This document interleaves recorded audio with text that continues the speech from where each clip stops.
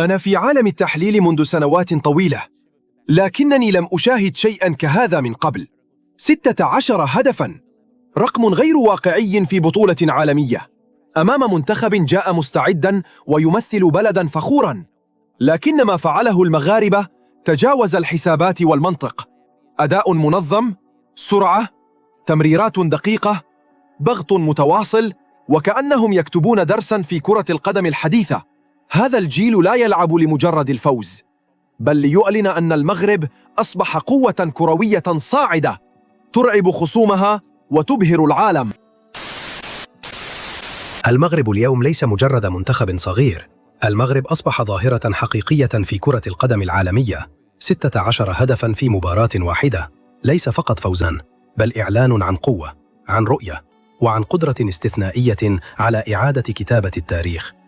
لاعبو أقل من 17 سنة أظهروا ذكاء تكتيكيا، انضباطا لا مثيل له، وروحا جماعية تجعل كل هجمة، كل تمريرة، وكل هدف لوحة فنية متكاملة. ما يزيد من روعة هذا الإنجاز أن المغرب قبل أسابيع فقط توج بكأس العالم تحت 20 سنة.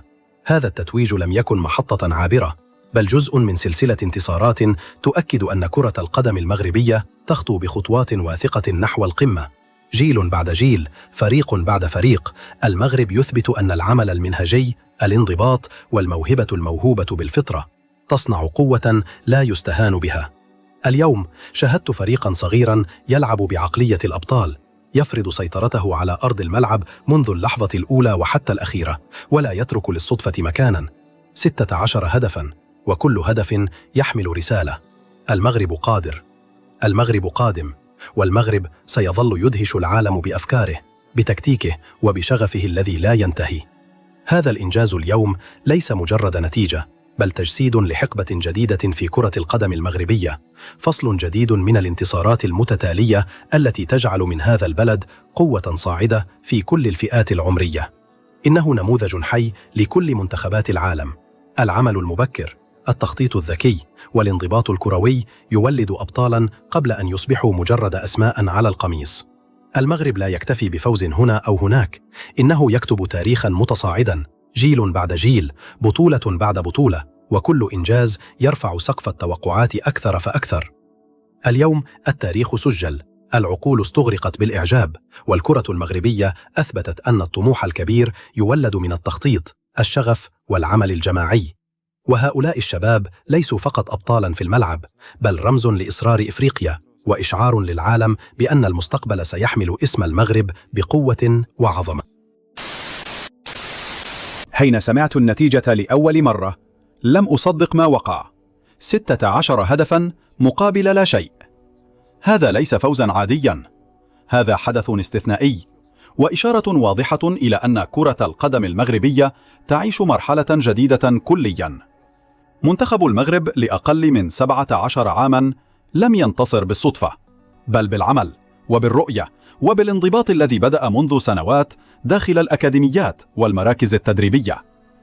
لقد لعبت كرة القدم في أعلى المستويات، وشاهدت أجيالا كثيرة من المواهب، لكن نادرا ما ترى فريقا شابا يمتلك هذا القدر من النضج وهذه الثقة وهذا الإصرار.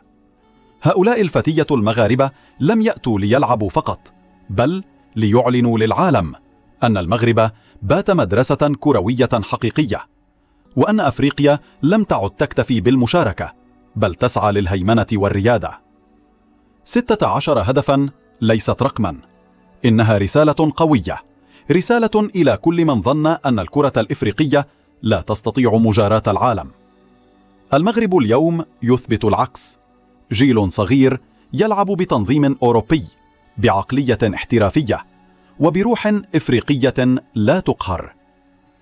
كانوا يهاجمون بعقل، ويدافعون بشجاعة، ويفوزون بتواضع واحترام للمنافس. وهذا ما يميز البطل الحقيقي. أكثر ما أعجبني هو سلوكهم داخل الميدان. لم يكن هناك غرور ولا استعراض ولا استخفاف بالخصم، بل تركيز كامل على الأداء، وكأنهم يعرفون أن هذا الانتصار أكبر من مجرد مباراة، إنه خطوة في طريق طويل نحو المجد.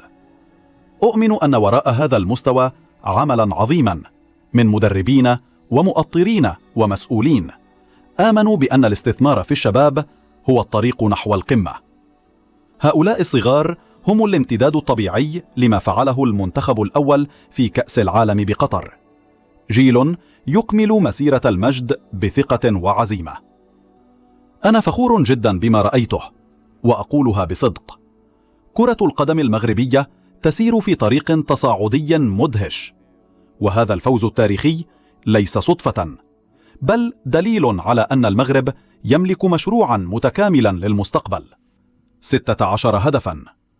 إنها ليست مجرد مباراة، إنها إعلان صريح بأن المغرب قادم، وأن كرة القدم العالمية تستعد لحقبة جديدة عنوانها المجد المغربي. لا أصدق ما حدث. 16 هدفاً. لم أتخيل أن نهزم بهذا الشكل، لكن لا يمكن أن أنكر، هؤلاء الفتيان المغاربة يلعبون بذكاء وشجاعة لا تصدق. إنهم مذهلون. أنا مندهش. ما فعله منتخب المغرب تحت 17 سنة اليوم لا يصدق. 16 هدفاً، لكن الأجمل هو الطريقة، التنظيم، التمركز، سرعة الانتقال من الدفاع إلى الهجوم، كلها تفاصيل تظهر فكراً كروياً متقدماً للغاية.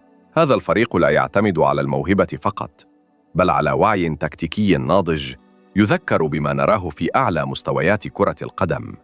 إذا استمر هذا الجيل بهذه العقلية، فالمستقبل الإفريقي سيكون مغربياً بلا شك. في عالم كرة القدم هناك انتصارات، وهناك لحظات تغير التاريخ، واليوم كتب المغرب واحدة من تلك اللحظات التي ستظل محفورة في ذاكرة اللعبة.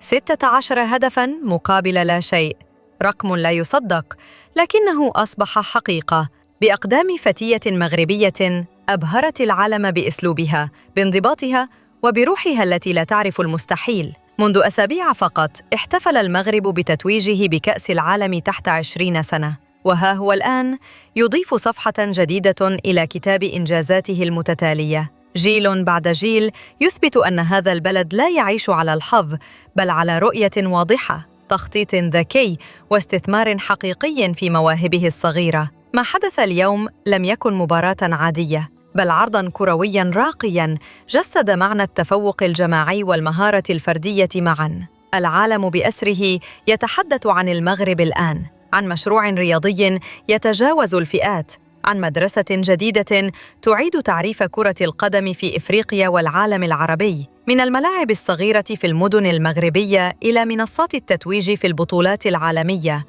قصة المغرب أصبحت إلهاماً لكل دولة تبحث عن طريقها نحو القمة. إنه يوم لن ينسى، يوم كتب فيه الفتيان المغاربة فصلاً من المجد، وأثبتوا أن المستقبل قد بدأ فعلاً بلون العلم المغربي.